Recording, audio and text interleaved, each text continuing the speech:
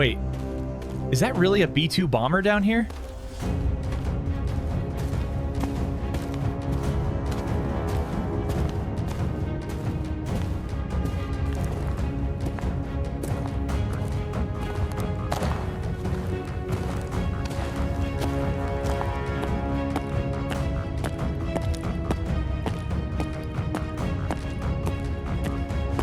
This one is even bigger up close, but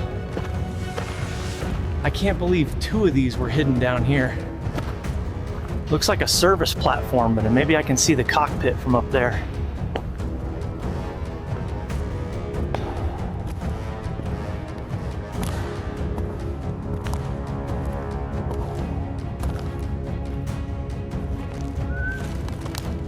This bunker must be hundreds of meters wide.